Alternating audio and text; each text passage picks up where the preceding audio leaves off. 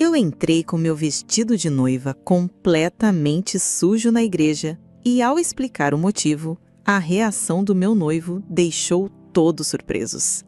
As pesadas portas de madeira da igreja se abriram e a melodia da marcha nupcial começou a preencher o silêncio. Um suspiro coletivo percorreu os bancos repletos de convidados. Todos os rostos se viraram para mim. E o que vi em seus olhos não foi a admiração que uma noiva espera, mas um choque perplexo. Pude sentir centenas de olhares perfurando o meu véu, não focando no meu sorriso nervoso, mas no estado lamentável do meu vestido. O tecido branco, que horas antes era um sonho de cetim e renda, estava agora manchado de cinza, sujo de terra e com um rasgo feio na lateral da saia. Respirei fundo, segurei meu buquê com mais força e dei o primeiro passo, focando meu olhar no homem que me esperava no altar, meu noivo, Marcelo.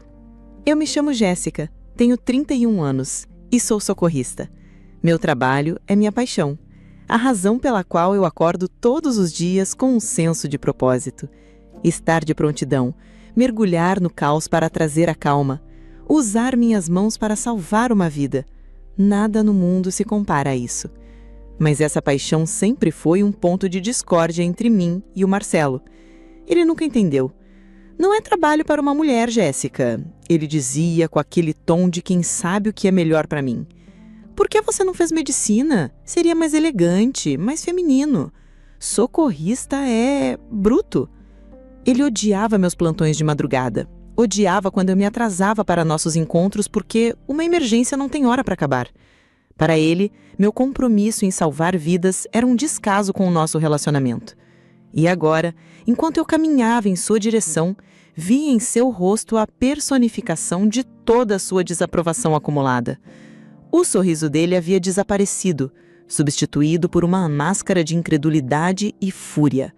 Seus olhos se arregalaram e sua mandíbula se contraiu. Ele deu um passo à frente, erguendo a mão. "Parem a música!" ele gritou.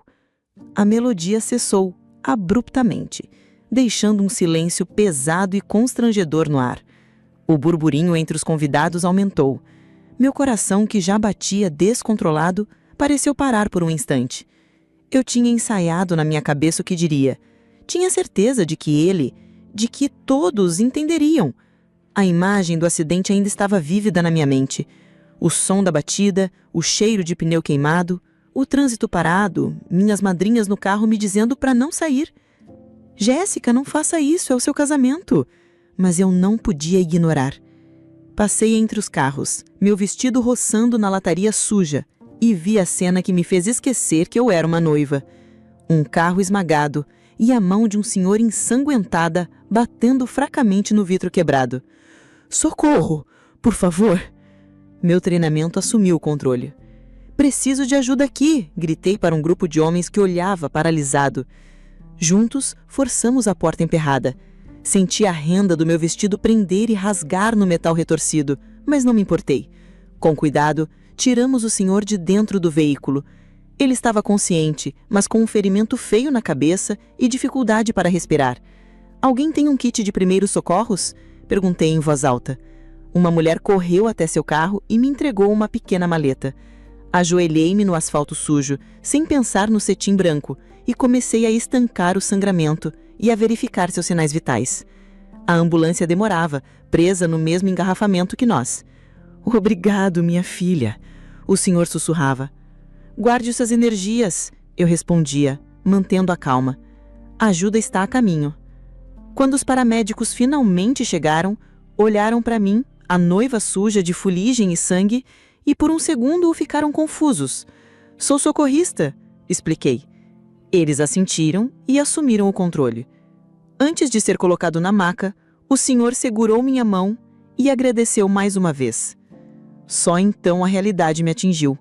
Olhei para minhas mãos sujas, para o meu vestido arruinado e para o relógio. Eu estava terrivelmente atrasada. "O que significa isso?" A voz de Marcelo me trouxe de volta para a igreja, para o corredor silenciado. Ele não esperou que eu chegasse ao altar. Veio em minha direção, seus passos duros ecoando no silêncio. Marcelo, eu posso explicar? Comecei, minha voz tremendo um pouco. Houve um acidente horrível no caminho para cá, um engavetamento. Tinha um senhor preso nas ferragens. Ele precisava de ajuda e a ambulância não chegava. Você o quê? Ele me interrompeu, seu rosto a centímetros do meu, falando em um sussurro raivoso para que só eu ouvisse. Você parou para brincar de heroína no dia do nosso casamento? Olhe para você! Olhe para o seu estado! Ele agarrou o tecido rasgado do meu vestido. Isso é uma humilhação. Você está me desonrando na frente de todos os nossos amigos, de toda a nossa família. Eu não podia deixá-lo lá, Marcelo. Ele ia morrer. Eu supliquei, as lágrimas começando a brotar nos meus olhos. Eu salvei uma vida. Você não entende? Não, eu não entendo. Ele se afastou de mim, virando-se para os convidados. Peço desculpas a todos vocês por essa cena lamentável, mas parece que o casamento acabou antes mesmo de começar. Um grito chocado veio da primeira fileira, onde minha mãe estava sentada. Eu pensei que estava me casando com uma mulher. Ele continuou, sua voz agora alta e clara, cheia de desprezo. Não com uma socorrista irresponsável que não tem o mínimo de respeito por mim ou por esse momento. Isso foi a gota d'água. Eu não posso passar o resto da minha vida com alguém que sempre vai colocar o trabalho, os estranhos, na frente de mim, na frente da nossa família. O silêncio foi quebrado por um murmúrio que se espalhou como fogo. Vi alguns convidados balançando a cabeça em concordância com Marcelo, outros me olhavam com pena, e alguns, poucos, com uma faísca de admiração. Eu fiquei ali, paralisada no meio do corredor, o buquê escorregando dos meus dedos e caindo no chão com um baque surdo. As lágrimas que eu segurava agora corriam livremente, borrando minha maquiagem e traçando caminhos limpos na sujeira do meu rosto. Minhas madrinhas correram até mim, me abraçando enquanto eu desabava em soluços. O sonho havia se transformado no meu pior pesadelo, e eu estava sendo julgada e condenada no altar, não por um erro, mas por ter feito a coisa certa. A volta para casa foi um borrão de silêncio e soluços contidos. Minhas madrinhas, as mesmas que me ajudaram a vestir o vestido dos meus sonhos naquela manhã, agora me guiavam para fora da igreja como se eu fosse uma peça de vidro prestes a estilhaçar. O carro, que na vinda era palco de risadas e expectativas, se transformou numa cápsula de tristeza. Nenhuma de nós sabia o que dizer. O que se diz a uma noiva que foi humilhada e abandonada no altar? Eu olhava pela janela, as ruas passando sem que eu realmente as visse, meu reflexo no vidro mostrando uma figura patética, uma noiva de luto, com o rosto manchado de rímel e o vestido sujo de honra e desgraça. Ao chegar em casa, a porta se abriu para o silêncio de um apartamento que deveria estar vazio, pois a essa hora eu estaria na minha festa de casamento, dançando a primeira valsa com meu marido. Em vez disso, minhas amigas me ajudaram a tirar o vestido arruinado, peça por peça, como se estivessem desfazendo a armadura de um soldado caído. Cada laço desfeito, cada botão aberto, era uma facada no meu coração. Quando finalmente me livrei dele, olhei para o monte de tecido sujo no chão e a realidade me atingiu com a força de um soco. Eu desabei na cama e chorei. Chorei pela humilhação, pela injustiça, pelo amor que eu achava que era real e que se provou ser uma farsa cruel.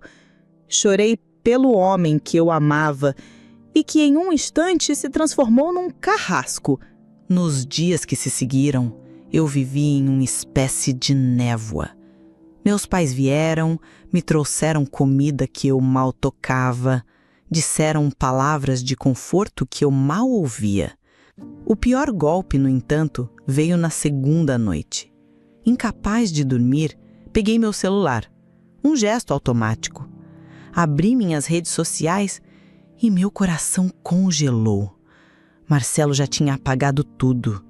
Todas as nossas fotos, Todas as memórias de viagens, de jantares, de sorrisos compartilhados, tudo havia desaparecido. Era como se eu tivesse sido digitalmente executada, apagada da história dele em questão de horas. Foi mais do que um término, foi uma anulação. Ele não apenas terminou o nosso noivado, ele estava tentando apagar a minha existência da vida dele. Aquilo doeu mais do que as palavras duras na igreja. A frieza daquele ato me mostrou que não havia restado um pingo de respeito ou carinho. Eu precisava de um rumo, de algo que me puxasse para fora daquele poço de autopiedade. E só havia um lugar onde eu me sentia competente, útil e valorizada: meu trabalho. Com o coração ainda pesado, voltei a vestir meu uniforme de socorrista. Meus colegas foram gentis, me olhavam com compaixão, mas ninguém ousava tocar no assunto. E eu agradeci por isso. Na primeira chamada, um acidente de moto, senti um nervosismo habitual, mas assim que cheguei ao local, a névoa se dissipou. O treinamento, a adrenalina, o foco em ajudar o jovem caído no asfalto, tudo voltou. Naquele momento, eu não era a noiva abandonada. Eu era a Jéssica, a socorrista. E enquanto eu cuidava dos ferimentos do rapaz, esperando a ambulância chegar, senti uma fagulha de mim mesma retornando. Eu era boa nisso. Eu fazia a diferença. E ninguém, nem mesmo Marcelo, podia tirar isso de mim. Uma semana depois do não casamento, eu estava em casa, tentando colocar alguma ordem na minha vida e no meu apartamento, quando a campainha tocou. Hesitei em atender. Não queria ver ninguém, não queria receber mais olhares de pena. Mas o toque foi insistente, porém educado. Arrastei-me até a porta e olhei pelo olho mágico. Vi um homem bem vestido, de uns 30 e poucos anos, com uma expressão serena. Não o reconheci. Abri a porta apenas uma fresta. "Pois não?" perguntei, minha voz ainda rouca pelo desuso. "Senhorita Jéssica?" ele perguntou com uma voz calma. "Meu nome é Danilo. Desculpe aparecer assim, sem avisar, mas eu gostaria muito de falar com a senhorita por um instante. É importante." Franzi a testa, desconfiada. "Nós nos conhecemos?" "Não diretamente", ele disse com um leve sorriso. "Eu sou o neto do homem que você ajudou na estrada. No dia..." Ele parou, percebendo a delicadeza do assunto. "No dia do acidente." Meu coração deu um salto. Olhei para além dele, para a rua, e vi um carro elegante estacionado em frente ao meu prédio. No banco do passageiro estava o senhor do acidente, Manuel. Ele parecia muito melhor, com um curativo discreto na testa, e quando me viu, abriu um sorriso caloroso e acenou. Aquele aceno simples, cheio de gratidão, foi como um raio de sol em meio à minha tempestade pessoal. Saí e caminhei até o carro. "Senhor Manuel, como o senhor está? Fico tão feliz em vê-lo bem." Eu disse e as palavras eram sinceras. "Estou bem, graças a você, minha jovem heroína." Ele disse, sua voz embargada de emoção. "Se não fosse por você, eu não estaria aqui. Eu soube o que aconteceu depois, o seu casamento. Eu sinto muito, do fundo do meu coração. Eu vi o que aconteceu com o seu vestido. Ele se rasgou por minha causa. Eu vim aqui porque faço questão de pagar por um novo. Por favor, me diga o valor." Um nó se formou na minha garganta. Um vestido novo não apagaria a humilhação? Não traria de volta ao meu noivado? Não consertaria meu coração partido? "Não precisa, senhor Manuel. De verdade, o vestido não importa mais." Danilo, seu neto, aproximou-se. "Meu avô insiste. Ele se sente responsável." Eu balancei a cabeça, forçando um sorriso triste. Não houve casamento, então não há necessidade de um vestido. A confissão saiu dolorida, mas clara. Vi a compreensão e uma nova onda de compaixão passar pelos olhos dos dois homens. Eles entenderam que o prejuízo tinha sido muito maior do que apenas um pedaço de tecido. Manuel ficou em silêncio por um momento, parecendo processar a informação. Seus olhos marejaram. Nesse caso, ele disse com a voz firme: "Eu não posso aceitar um não como resposta. Você perdeu o seu dia especial para salvar a minha vida. O mínimo que posso fazer é oferecer um agradecimento decente. Por favor, aceite um convite para almoçar em nossa casa neste domingo. Minha esposa faz questão de conhecer a mulher que salvou o marido dela." Eu estava exausta de emoções, de pessoas, de tudo. A última coisa que eu queria era socializar. "Eu agradeço muito, mas eu fiz apenas o meu trabalho. Não precisa de nada disso." "Meu avô é o homem mais teimoso que eu conheço." Danilo interveio com gentileza. "Ele não vai desistir. E, honestamente, nós realmente gostaríamos de agradecer. Por favor." Olhei para o rosto bondoso do senhor Manuel, para o olhar sincero do seu neto e senti minhas defesas cederem. Talvez sair de casa fizesse bem. Talvez um pouco de gratidão fosse o antídoto para tanta amargura. "Tudo bem", suspirei derrotada. "Eu aceito." No domingo, acordei com uma sensação de ansiedade. Por um lado, uma parte de mim queria se esconder do mundo e cancelar o almoço. Socializar parecia um esforço monumental. Por outro, a gentileza no rosto de Manuel e de seu neto, Danilo, me dizia que seria um erro não ir. Fiquei um longo tempo parada em frente ao meu guarda-roupa, sem saber o que vestir. Nada parecia certo. Roupas de festa me lembravam o casamento. Roupas casuais demais pareciam desrespeitosas. Por fim, optei por uma calça de alfaiataria e uma blusa de seda simples. Uma roupa que passava uma imagem de seriedade, quase um uniforme para me proteger. Coloquei o endereço no GPS do meu carro e dirigi. O trajeto me levou para um bairro que eu só conhecia de nome. Um daqueles lugares repletos de condomínios fechados, com muros altos e segurança reforçada. Quando o GPS anunciou: "Você chegou ao seu destino", eu quase passei direto. A casa, ou melhor, a mansão, era de tirar o fôlego.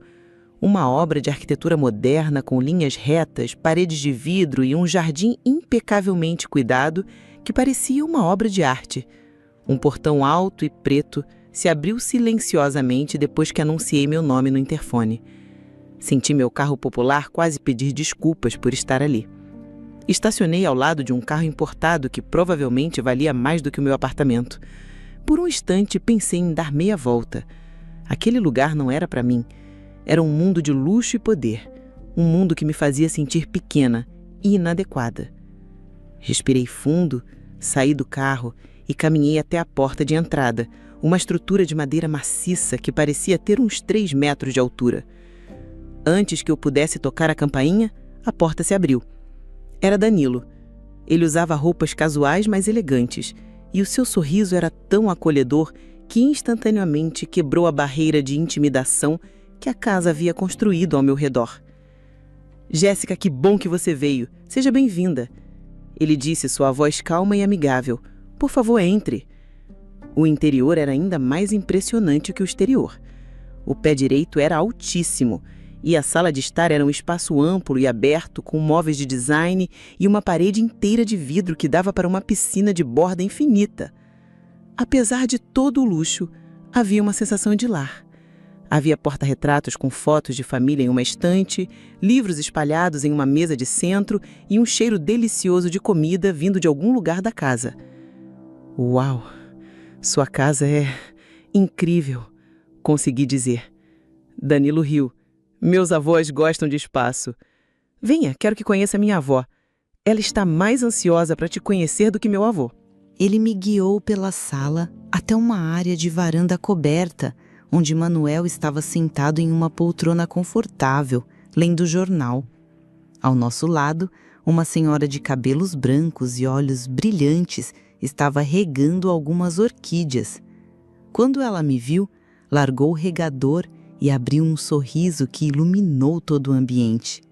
"Então essa é a nossa anja da guarda?" ela exclamou, vindo em minha direção e me envolvendo em um abraço caloroso e perfumado. Muito, muito obrigada, minha querida. Você salvou meu velhinho. Eu não sei o que seria de mim sem ele. Senti meus olhos arderem com lágrimas. Era um abraço tão genuíno, tão cheio de gratidão, que me desarmou completamente. Eu só fiz o que qualquer pessoa faria, murmurei, sem graça.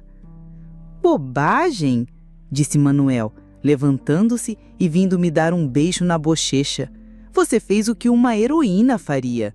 Sente-se, por favor. Sinta-se em casa. O almoço foi surpreendentemente leve e agradável. Eles eram um casal adorável. Estavam juntos há mais de 50 anos e a todo momento trocavam olhares cúmplices, faziam piadas internas e demonstravam um carinho que aquecia o coração. A esposa de Manuel, Helena, era uma anfitriã maravilhosa e a conversa fluiu sem esforço. Eles me perguntaram sobre meu trabalho, não com o julgamento velado de Marcelo, mas com uma curiosidade e admiração genuínas. Queriam saber como era, o que eu sentia, as histórias que eu podia contar. Pela primeira vez, falei sobre minha profissão e me senti orgulhosa, não defensiva. Descobri que Manuel, apesar de aposentado, havia construído um império no setor de logística do zero e que Danilo, depois de estudar fora, estava agora no comando de tudo. Mas eles falavam sobre isso com uma simplicidade e uma humildade que me deixavam à vontade. Eu não me sentia como a socorrista pobrezinha, mas como uma convidada de honra. O tempo voou. As risadas, as histórias de vida de Manuel, as perguntas inteligentes de Danilo, tudo aquilo foi um bálsamo para minha alma ferida. Ao final do almoço, enquanto tomávamos café na varanda, Manuel voltou a ficar sério. Jéssica, eu sei que você disse para esquecer o assunto, mas eu não consigo. Eu preciso transformar minha gratidão em algo concreto, algo que honre o que você fez. Eu já ia protestar, dizer que não precisava, mas ele levantou a mão. Não estou falando de dinheiro. Percebi que isso seria um insulto. Pensei em algo diferente. Ele se inclinou para a frente. Eu e Helena apoiamos há muitos anos uma instituição que acolhe mulheres em situação de risco. Mães solteiras, mulheres que sofreram violência, que estão tentando reconstruir suas vidas. Muitas delas chegam lá sem nada, sentindo-se impotentes. Ele fez uma pausa, olhando nos meus olhos. O que você acha de dar uma palestra para elas, ensinar noções básicas de primeiros socorros, como agir em um engasgo de um filho, em uma queda, em uma crise de convulsão? Conhecimento é poder, Jéssica. O que você fez por mim, essa capacidade de agir sob pressão, é um presente. Você poderia dar a essas mulheres uma ferramenta para que se sintam mais seguras e capazes de proteger suas famílias. Nós pagaríamos, é claro, como um trabalho. Fiquei sem palavras. A proposta era perfeita. Não era caridade. Era um convite para usar a minha maior paixão para ajudar outras pessoas de uma forma nova e significativa. Era um reconhecimento do meu valor, da minha habilidade. Danilo, que ouvia em silêncio, sorriu. Eu acho uma ideia brilhante. Sua paixão pelo que faz é contagiante. Tenho certeza de que elas iriam adorar. Olhei de Manuel para Helena e para Danilo.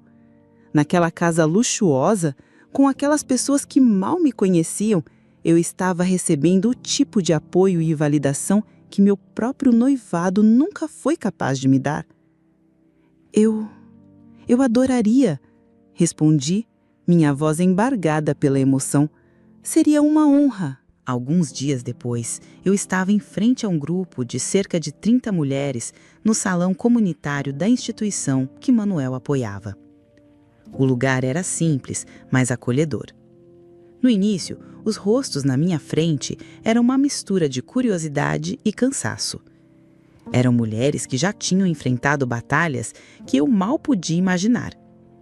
O que uma estranha poderia ensinar a elas? Respirei fundo, lembrando do olhar de confiança de Manuel e da gentileza de Danilo. Boa tarde a todas, comecei, minha voz um pouco mais alta do que o normal. Meu nome é Jéssica e eu sou socorrista. Hoje não estou aqui para falar das minhas experiências, mas para compartilhar com vocês algo que pode um dia salvar a vida de alguém que vocês amam. Comecei de forma prática, usando um boneco de treinamento para demonstrar a manobra de Heimlich, em caso de engasgo, primeiro em um adulto e depois em um bebê. Expliquei os sinais, a urgência, a calma necessária. Aos poucos, vi a postura delas mudar. O cansaço deu lugar à atenção. Mães se inclinaram para a frente, avós assentiram com a cabeça. Pedi voluntárias e, depois de uma hesitação inicial, uma jovem veio à frente. Eu a guiei e ela executou a manobra perfeitamente no boneco. Um pequeno aplauso percorreu a sala e ela voltou para seu lugar com um sorriso orgulhoso. O gelo havia quebrado. Passei as 2 horas seguintes ensinando como agir em caso de quedas, como identificar os sinais de um AVC, como estancar um sangramento e o que fazer durante uma convulsão. Eu não usei termos técnicos complicados, usei exemplos do dia a dia. Falei de forma simples, direta, como se estivesse conversando com amigas. Eu via nos olhos delas o poder daquele conhecimento.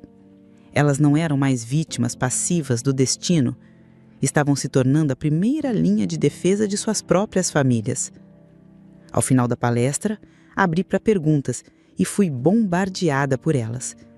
Era a prova de que eu tinha conseguido alcançá-las.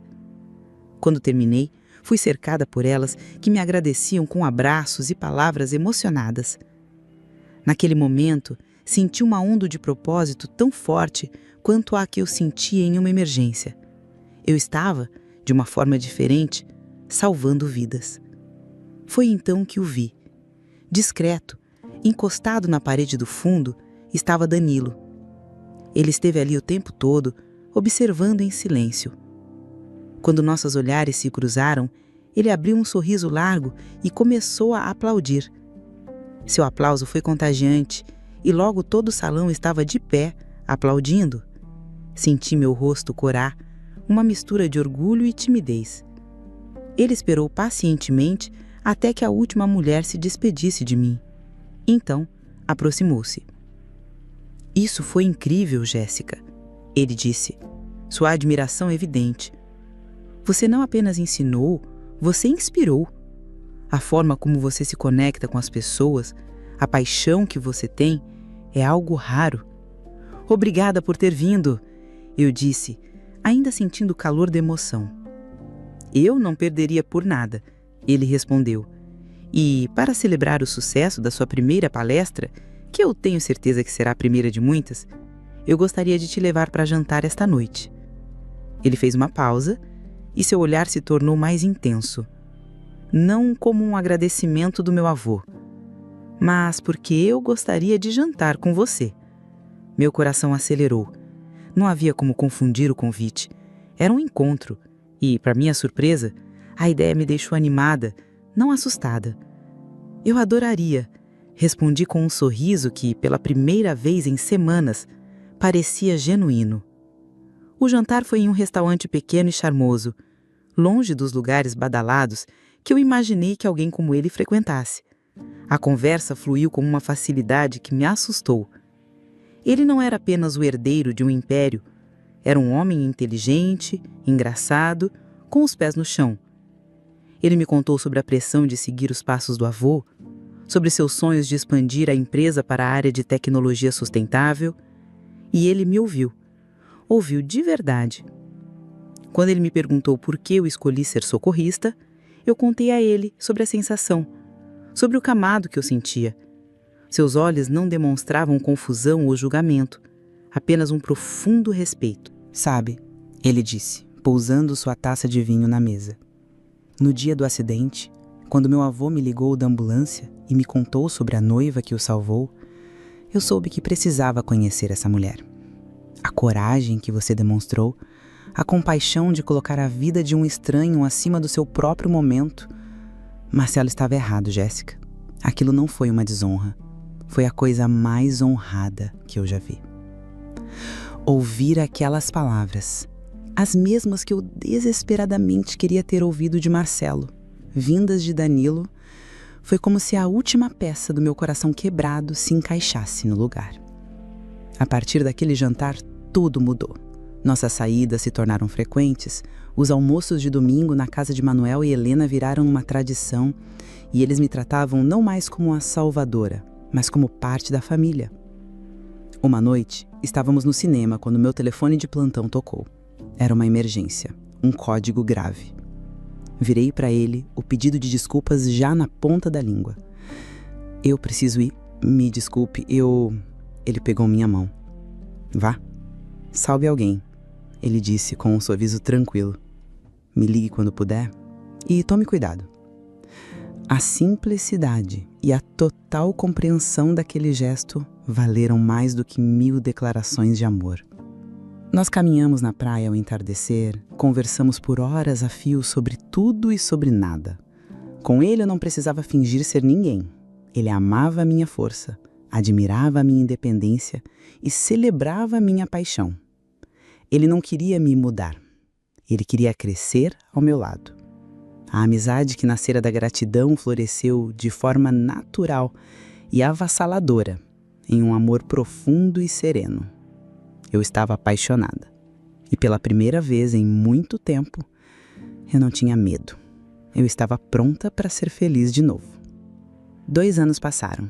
2 anos de um amor tranquilo, de um respeito mútuo e de uma parceria que eu jamais imaginei que pudesse existir. Meu relacionamento com Danilo não era um conto de fadas. Era algo muito melhor. Era real. Ele era meu porto seguro e eu o dele. Os almoços de domingo na casa de Manuel e Helena se tornaram o ponto alto das nossas semanas. Um ritual de afeto e risadas. Eu não era mais uma convidada. Eu era da família. E foi em um desses almoços, com o sol da tarde entrando pela parede de vidro, que Danilo se levantou, segurou minha mão e, na frente de seus avós emocionados, me pediu em casamento. As lágrimas que vieram foram de pura alegria. O sim saiu da minha boca antes mesmo que ele terminasse de falar. E havia mais uma notícia para compartilhar. Um segredo que guardávamos apenas para nós até aquele momento. Eu estava grávida. Uma menininha estava a caminho. Um fruto do nosso amor que já crescia dentro de mim. A alegria de Manuel e Helena foi contagiante. Meu avô postiço, como eu gostava de chamá-lo, bateu na mesa com entusiasmo e decretou: este casamento será por minha conta. Tudo do bom e do melhor para minha neta e minha bisneta. Protestar era inútil. A felicidade dele nos presentear era um presente em si. E então, lá estava eu, de novo, vivendo o dia da noiva. Dessa vez a atmosfera era completamente diferente. A ansiedade era leve, superada por uma felicidade que transbordava. O meu vestido, um presente de Manuel, era ainda mais lindo que o primeiro. Um modelo de um estilista famoso, com um bordado delicado e uma cauda que parecia uma cascata de seda. Enquanto as minhas madrinhas me ajudavam a me arrumar, nós ríamos das lembranças do passado. Aquele dia traumático parecia uma vida distante. Uma história com uma protagonista que eu mal reconhecia. Dentro do carro, a caminho da igreja, a alegria era palpável. Cantarolamos com a música do rádio, ansiosas pela celebração. Mas o destino, com o seu senso de humor irônico e, por vezes, cruel, tinha outros planos. Ao virarmos em uma avenida principal, fomos paradas por uma fila de carros. Mais à frente, a causa do bloqueio. Fumaça, carros parados de forma desordenada e o som distante de uma sirene que mal conseguia avançar. Um acidente. Eu ri. Não da tragédia, mas da coincidência absurda. Era tão surreal que só podia ser uma pijada cósmica. Não. De novo não. Sussurrou uma das minhas madrinhas, seu rosto pálido de pavor. Jéssica, nem pense nisso. disse a outra, agarrando meu braço. Você não vai sair deste carro. Danilo está te esperando. Elas tinham razão em se preocupar. A imagem do meu primeiro casamento, da humilhação pública, passou como um flash pela minha mente.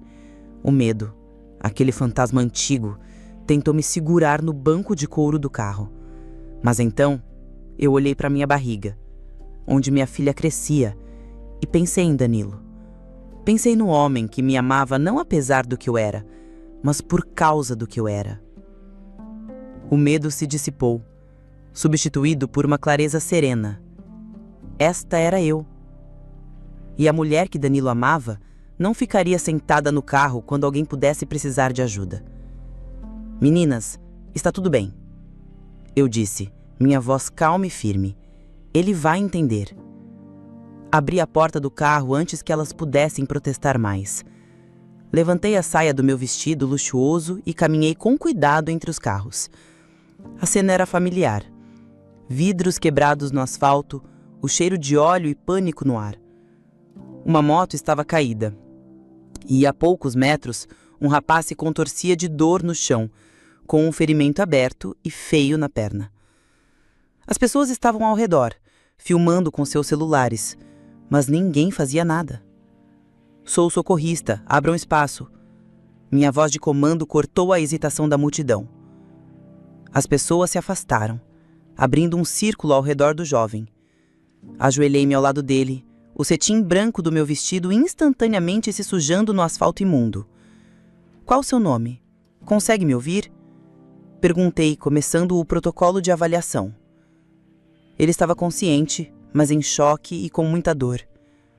Rasguei um pedaço do forro do meu próprio vestido e, com a ajuda de um cinto de um homem que se ofereceu para ajudar, fiz um torniquete improvisado para controlar a hemorragia severa.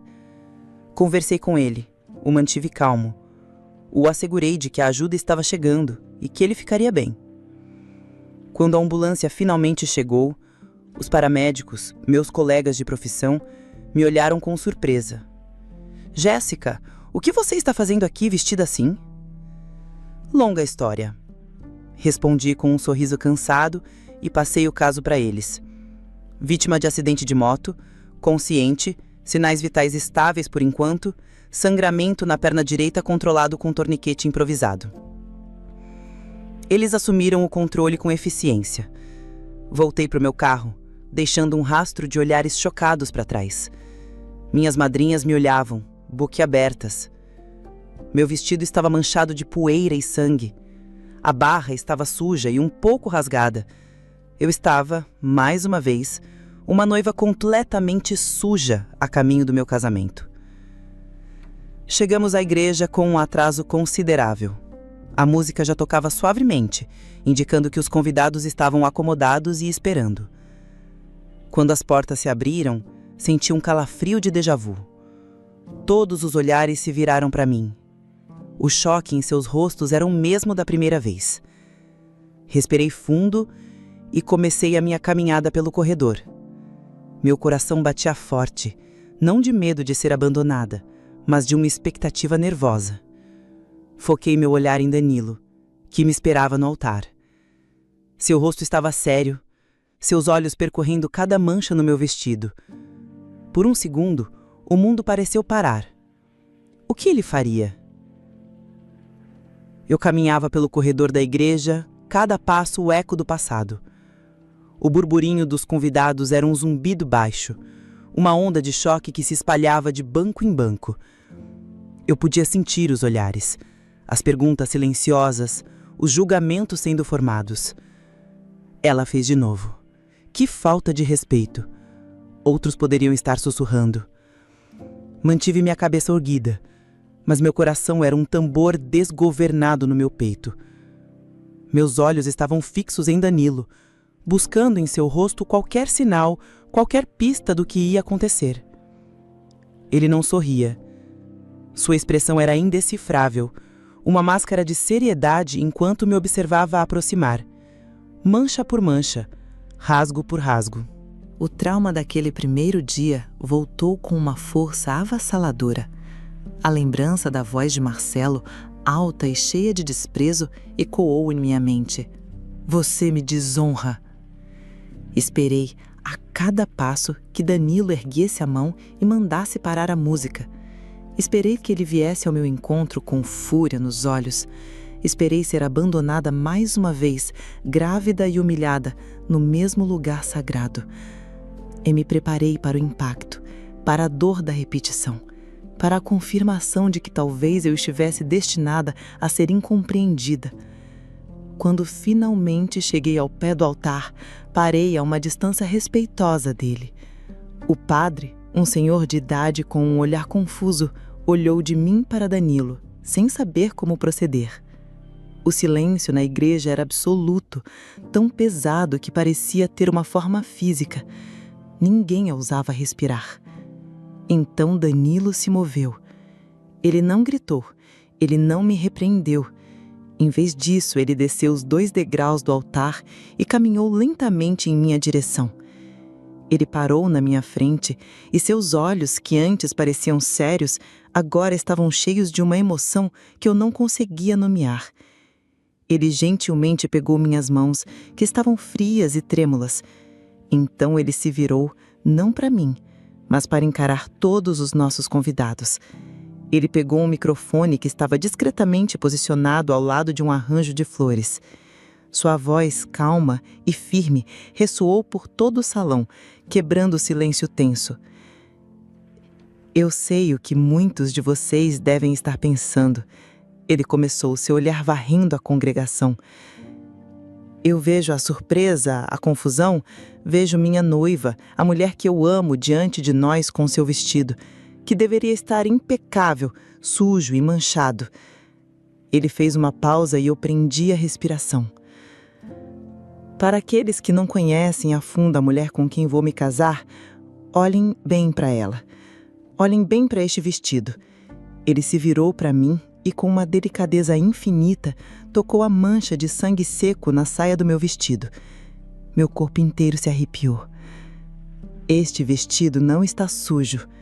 Ele declarou, sua voz embargada de orgulho. Ele está honrado. Cada mancha de poeira, cada marca de fuligem, cada gota de sangue que não é dela é uma medalha. Este vestido carrega a marca da coragem, da compaixão e do altruísmo que me fizeram me apaixonar por ela. Hoje, no caminho para cá, ela parou num acidente para salvar a vida de um estranho. Ela não hesitou. Ela não pensou no vestido, na festa ou mesmo em mim. Ela pensou em quem precisava de ajuda. E é por isso que eu a amo. As lágrimas que eu segurava começaram a rolar silenciosamente pelo meu rosto. Não eram lágrimas de tristeza ou de humilhação, mas de um alívio e de um amor tão avassaladores que pareciam transbordar de mim. Ele se virou novamente para mim e agora seus olhos estavam marejados, refletindo as minhas próprias lágrimas. Ele levou minha mão aos seus lábios e a beijou. Eu esperei por você. E esperaria o tempo que fosse preciso, porque eu não estou me casando com um vestido, estou me casando com a mulher dentro dele, a mulher mais forte, corajosa e incrível que eu já conheci. Ele então se virou para o padre, que agora sorria abertamente, visivelmente comovido. Padre, podemos começar. Hoje eu tenho ainda mais certeza do que nunca. Estou ansioso para me casar com a minha heroína. Um soluço coletivo pareceu percorrer a igreja, seguido de uma onda de aplausos que começou tímida e cresceu até se tornar uma ovação de pé. Vi Manuel e Helena na primeira fila, chorando e aplaudindo com todo o coração. Minhas madrinhas estavam em prantos. As mesmas pessoas que me olharam com choque, agora me olhavam com uma admiração profunda. Danilo me ofereceu seu braço e juntos subimos os degraus do altar. Eu chorei durante toda a cerimônia. Chorei de felicidade, de gratidão. Naquele momento, diante de Deus e de todos que amávamos, eu não era a noiva suja. Eu era a noiva mais honrada do mundo, casando-me com um homem que não apenas entendia minha alma, mas a celebrava. E eu nunca me senti tão completa, tão amada e realizada em toda a minha vida. 2 anos depois, O som que preenchia minha vida não era o silêncio constrangedor de uma igreja ou o choro de um coração partido, mas a risada contagiante da minha filha. Estávamos no jardim da nossa casa, celebrando o 2º aniversário de Yasmin. O sol de fim de tarde pintava o céu de laranja e dourado, e o ar estava cheio de cheiro de grama cortada e bolo de chocolate. A cena era um retrato da felicidade. Danilo, meu marido, meu parceiro em tudo, circulava entre os convidados com um sorriso fácil, com nossa filha em seus ombros, o pequeno rostinho dela lambuzado de brigadeiro. Perto da piscina, Manuel e Helena, agora bisavós orgulhosos, tentavam ensinar Yasmin a chutar uma bola, rindo mais do que a própria menina. Eu observava tudo de uma cadeira na varanda, com uma xícara de chá nas mãos, sentindo uma paz tão profunda que chegava a ser palpável. Essa era a minha vida. Uma vida construída sobre a verdade, o respeito e um amor que não apenas me aceitava, mas me celebrava. O trauma do passado havia se tornado apenas isso, uma cicatriz distante, uma lembrança que servia para me lembrar do quão sortuda eu era agora. Foi nesse momento de paz absoluta que meu telefone tocou. Peguei-o da mesinha ao meu lado, esperando ser uma das minhas amigas que não pôde vir, ligando para dar os parabéns. Mas o nome que brilhou na tela fez meu coração parar por uma fração de segundo. Marcelo. Fazia anos que não nos falávamos. Anos que eu não ouvia a voz dele, não via o nome dele, não pensava nele além de uma lembrança passageira. Aquele nome na minha tela era uma aparição, um fantasma de uma outra vida. Por um instante hesitei. Uma parte de mim queria acusar a chamada, proteger a bolha de felicidade que eu havia construído com tanto cuidado. Mas a minha outra parte, a socorrista, a mulher que corre em direção ao perigo, sabia que uma ligação daquele tipo, depois de tanto tempo, não poderia ser por um bom motivo. Atendi. Alô? Minha voz saiu mais firme do que eu esperava. Jéssica! Jéssica! Graças a Deus você atendeu. A mamãe não tá bem. Meu corpo inteiro ficou tenso. A socorrista em mim assumiu o controle instantaneamente. Marcelo, se acalme, eu disse, mudando o tom profissional que eu usava em emergências. Respire fundo e me diga exatamente o que está acontecendo. Eu não sei, ela tá estranha. Ele gaguejava, a respiração ofegante. Não tá me reconhecendo direito, tá falando coisas sem sentido. Tá suando frio, pálida e parece que vai desmaiar a qualquer momento. Eu não sei o que dá pra ela, o que fazer. Uma série de possibilidades passou pela minha cabeça. Ela é diabética, Marcelo? Perguntei já me levantando da cadeira. Sim, ela é. Como você sabe? Eu me lembro. Qual foi a última vez que ela comeu? Ela tomou a insulina hoje? Eu não sei. Acho que ela pulou o almoço, estava ocupada. Jéssica, por favor, me ajuda. O que eu faço? Chamo uma ambulância? Pelas descrições, os sintomas eram claros. Uma crise de hipoglicemia severa. A confusão mental significava que o cérebro dela já estava sendo privado de glicose. Era uma emergência crítica. Sim, chame a ambulância agora mesmo. Mas eles podem demorar. Eu estou indo para aí. Onde vocês estão?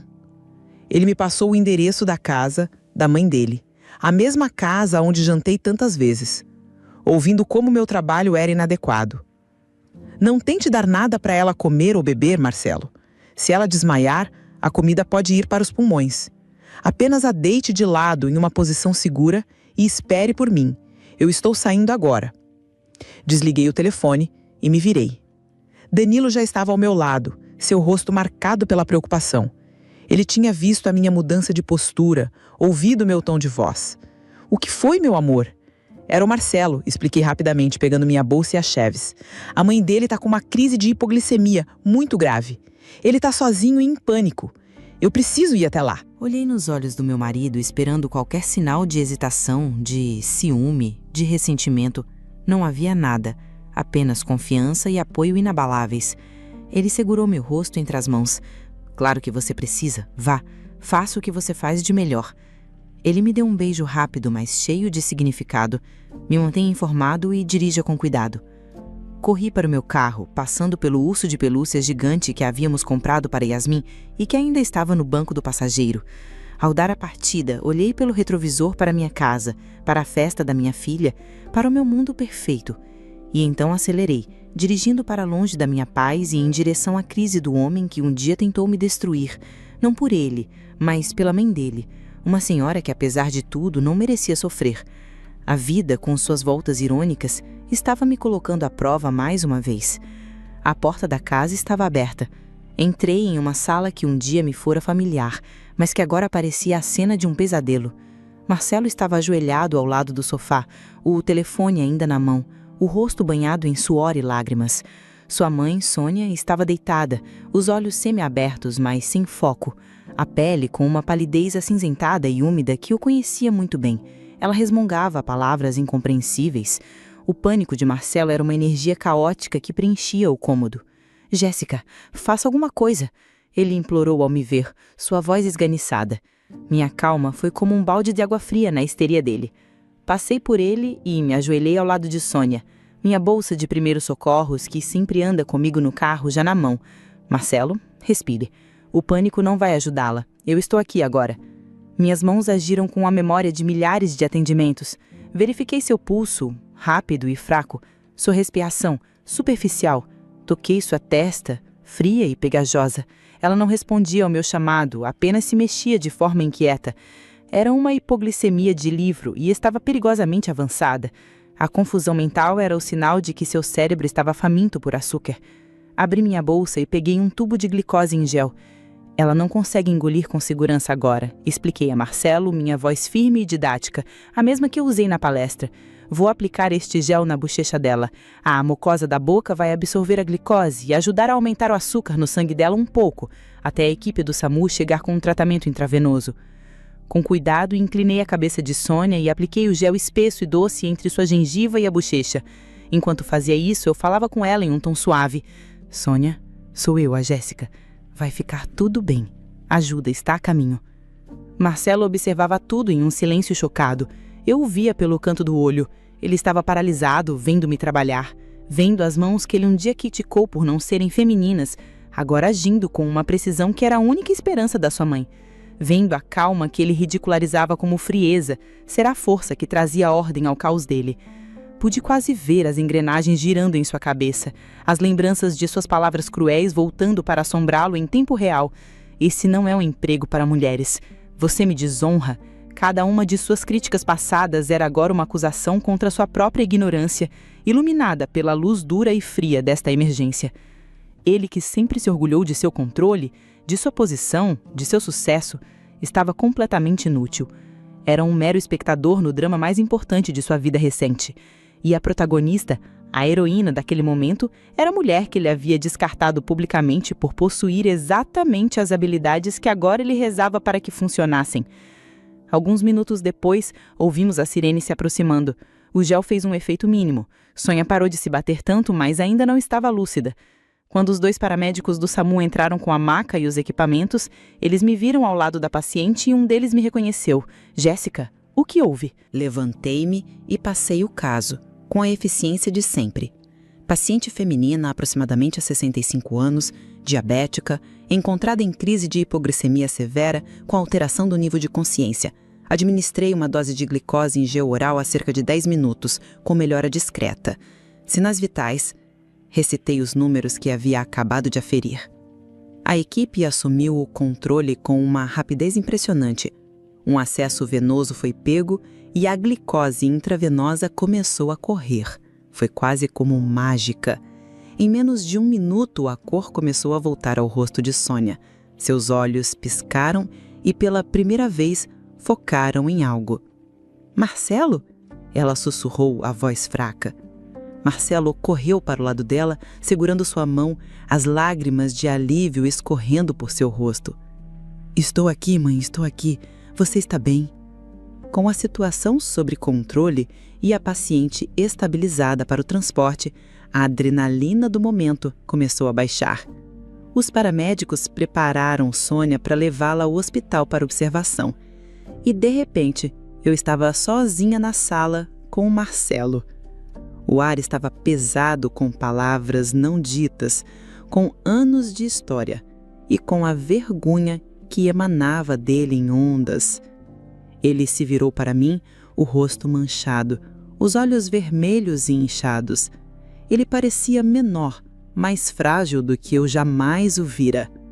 Abriu a boca para falar, mas nenhum som saiu. Engoliu em seco, tentou de novo. Jéssica, ele começou, a voz rouca e trêmula. Eu não sei o que dizer. Obrigado. Se você não tivesse vindo...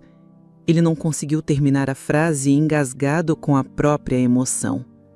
Olhou para as minhas mãos, depois para meu rosto, e eu vi em seus olhos a dolorosa e tardia compreensão. Aquele homem quebrado na minha frente não tinha mais poder sobre mim. Suas palavras, que um dia eu desejei ouvir com todo o meu ser, agora chegavam atrasadas, desprovidas da força para curar uma ferida que já havia cicatrizado há muito tempo. Naquele dia, ele continuou, olhando para o chão, incapaz de me encarar. Só pensei na minha imagem, na minha honra. Hoje, quando vi minha mãe naquele estado, a única pessoa em quem consegui pensar foi você, a única pessoa que eu sabia que poderia salvá-la. E você veio, mesmo depois de tudo. Eu acendi lentamente. Eram águas passadas, Marcelo. Eu vim pela sua mãe. Ele balançou a cabeça, uma risada amarga e sem humor escapando de seus lábios. Eu sei. E isso torna tudo ainda pior, não é? Você é uma pessoa melhor do que eu jamais serei. Os paramédicos passaram por nós, levando Sônia, agora estável e consciente, na maca. Ela me olhou e sussurrou um "obrigada", fraco, mas sincero. Eu sorri para ela, Marcelo a acompanhou até a porta, trocou algumas palavras com a equipe e depois voltou, parando na minha frente novamente, parecendo perdido. O seu olhar vagou pela janela e pousou no meu carro estacionado na rua. Ele franziu a testa, notando a figura grande e colorida no banco do passageiro. O que é aquilo no seu carro? Um urso de pelúcia gigante? Um sorriso suave tocou meus lábios. É para minha filha. Eu saí correndo do aniversário dela para vir até aqui. Ela está fazendo 2 anos hoje. A informação o atingiu como um soco físico. Vi o impacto em seus olhos, uma nova camada de dor se sobrepondo à vergonha. A cor sumiu de seu rosto. Uma filha? Um aniversário? Uma vida inteira que ele jogou fora por causa de um orgulho estúpido. Ele não apenas me esnobou, a socorrista. Ele esnobou a mãe, a esposa, a família que poderíamos ter sido. Naquele momento, ele finalmente entendeu a dimensão completa do que havia perdido. Não era apenas sobre um vestido sujo. Era sobre o caráter. Ele havia trocado uma mulher de coragem e compaixão por uma fantasia superficial de perfeição.